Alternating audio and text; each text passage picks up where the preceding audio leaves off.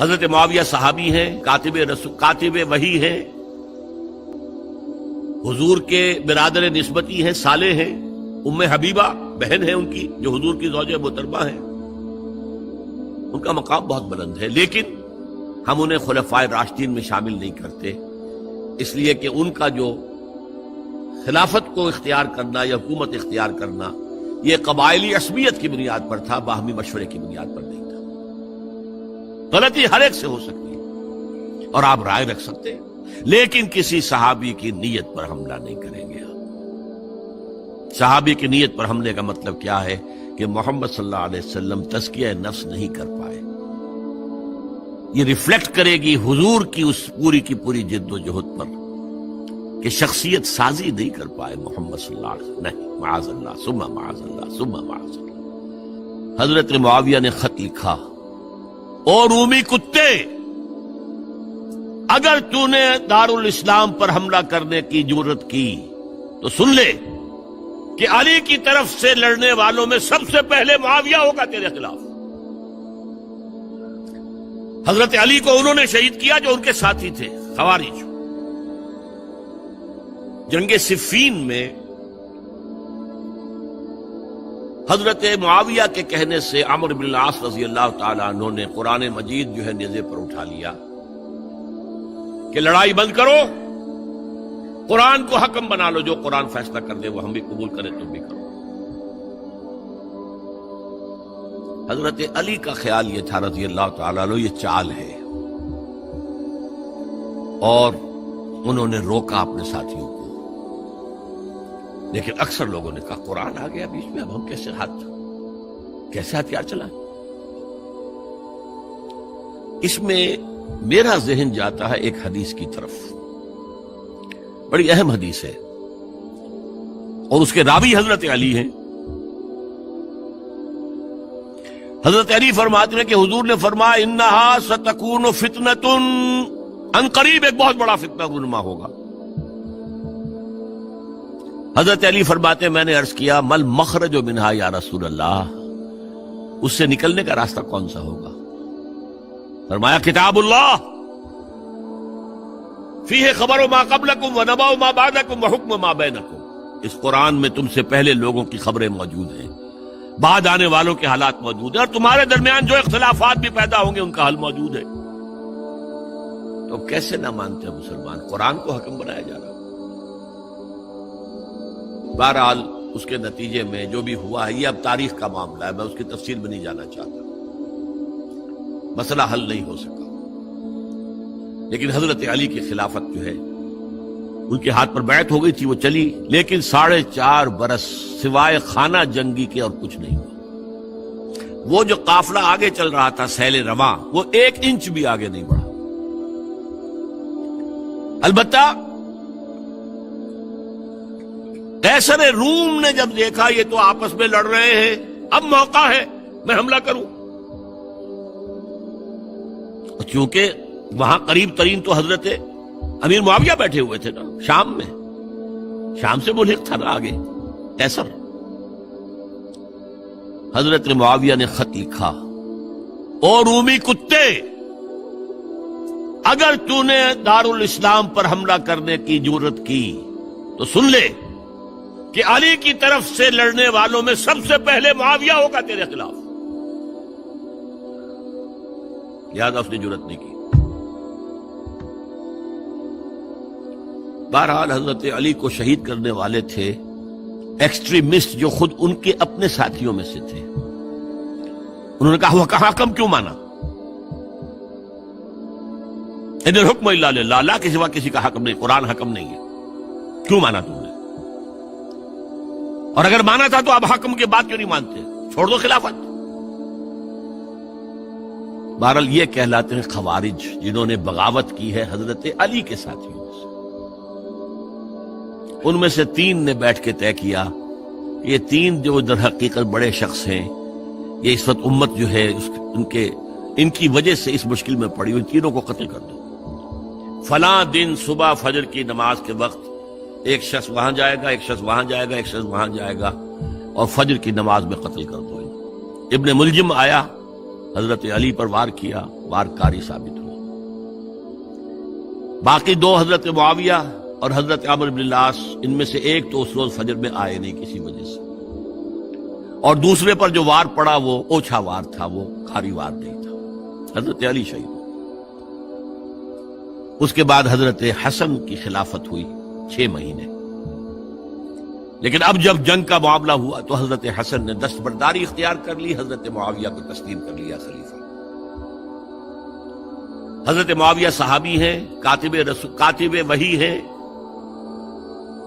حضور کے برادر نسبتی ہیں، صالح ہیں، ام حبیبہ بہن ہے ان کی جو حضور کی زوجہ محترمہ ہے، ان کا مقام بہت بلند ہے، لیکن ہم انہیں خلفائے راشدین میں شامل نہیں کرتے، اس لیے کہ ان کا جو خلافت کو اختیار کرنا یا حکومت اختیار کرنا یہ قبائلی عصبیت کی بنیاد پر تھا، باہمی مشورے کی بنیاد پر نہیں تھا۔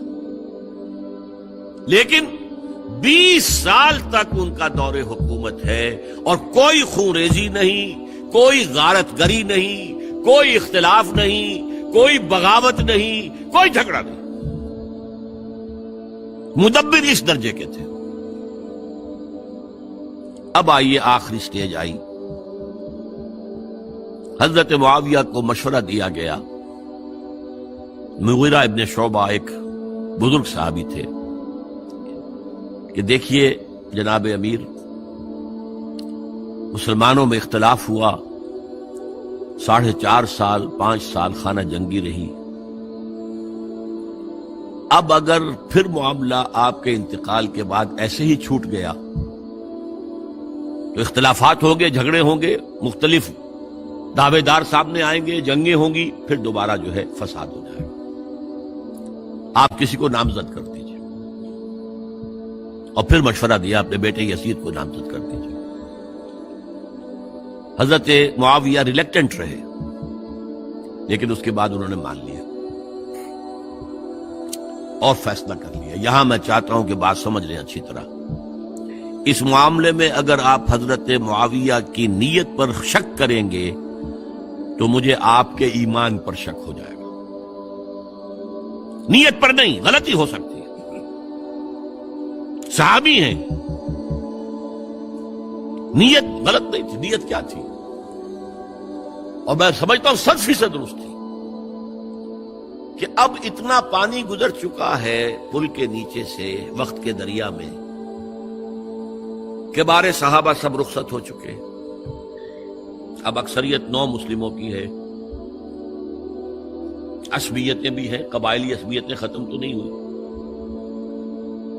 لہذا جب تک کوئی قبائلی عصبیت پیچھے نہیں ہوگی حکومت کے، حکومت نہیں چل سکے گی۔ یہ ابن خلدون کا لفظ ہے، عصبیت، کوئی چیز جو جوڑے آپ کو۔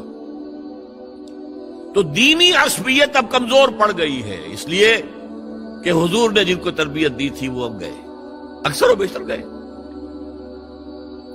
اب اگر ایسے ہی چھوڑ دیا گیا اور کوئی قبائلی عصبیت پشت پر نہ آئی تو پھر خانہ جنگی ہوگی، 5 سال تک ہوئی۔ اس بنا پر انہوں نے اسے صحیح سمجھا۔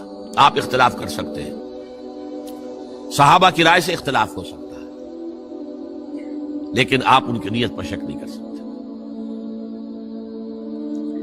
بہرحال واقعہ کیا ہے تاریخی اعتبار سے کہ یہ 10ویں سال میں نامزد کر دیا یزید کو اپنے بعد خلیفہ کے لیے، ولی عہد۔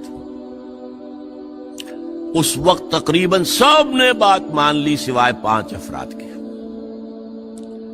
وہ 5 افراد بہت اہم تھے، بہت اہم۔ ابو بکر اہم ترین آدمی تھے، ان کے بیٹے عبد الرحمن ابن ابو بکر۔ عمر نمبر 2 تھے، عبداللہ ابن عمر۔ زبیر عبداللہ ابن زبیر۔ عباس عبداللہ ابن عباس، اور حسین ابن علی۔ حضرت حسن کا انتقال ہو گیا تھا۔ اہل تشیع کا کہنا یہ کہ زہر دیا گیا، واللہ اعلم، میں کچھ نہیں کہہ سکتا۔ میں کوئی تاریخ کا محقق اس معنی میں نہیں، میں موٹی موٹی باتیں جانتا ہوں۔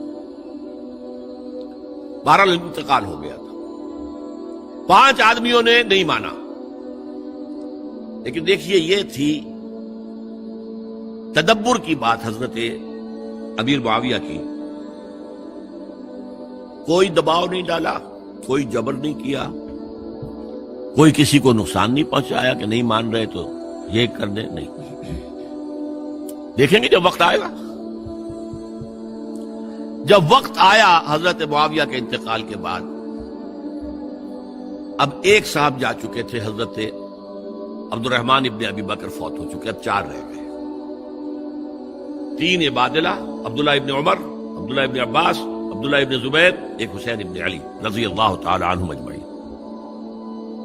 جب بیعت ہو گئی یزید کی تو اب ان کے درمیان اختلاف ہوا۔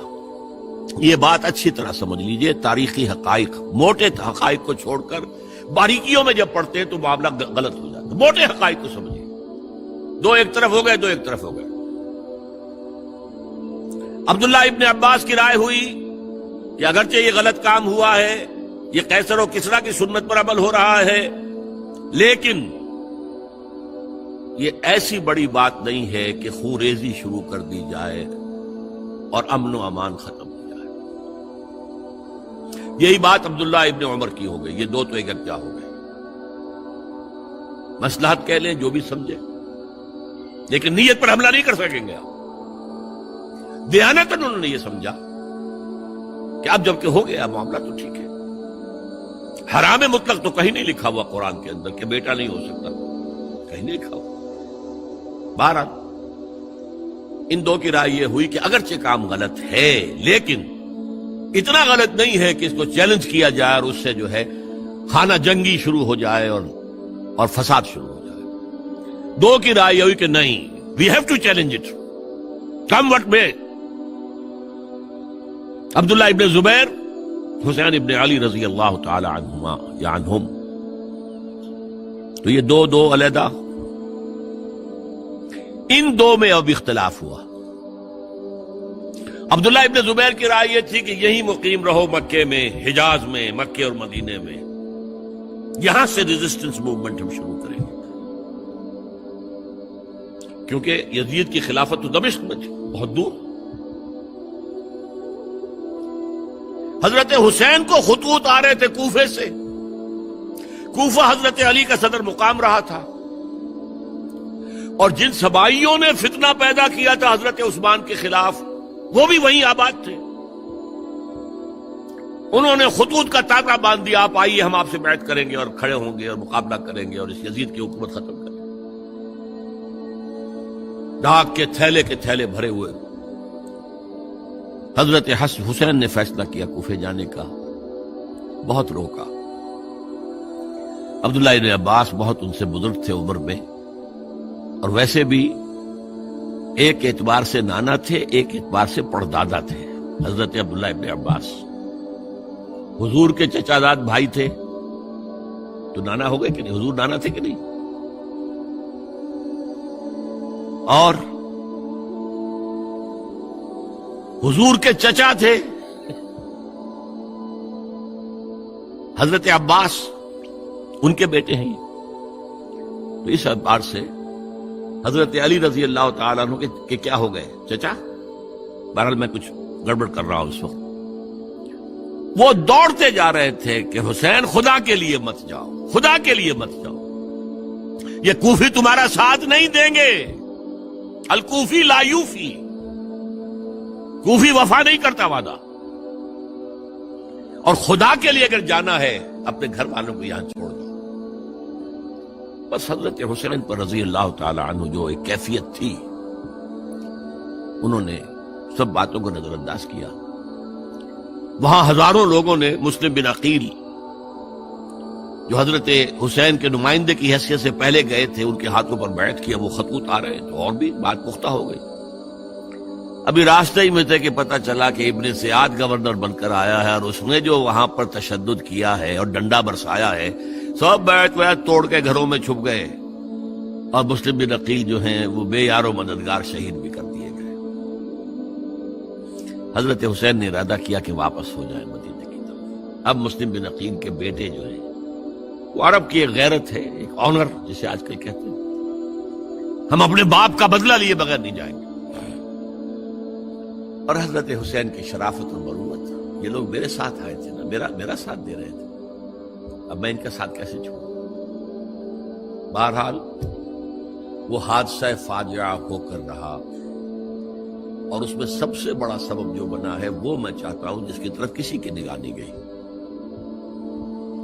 افسوس یہ ہے کہ میرا اس پر جو کتابچہ ہے سانحہ کربلا وہ آؤٹ آف پرنٹ تھا، کوشش تھی کہ آج یہاں وہ پیش کیا جاتا، مختصر ترین، لیکن آپ دیکھیں گے کہ کلیئر ہو جاتی ہے ہسٹری۔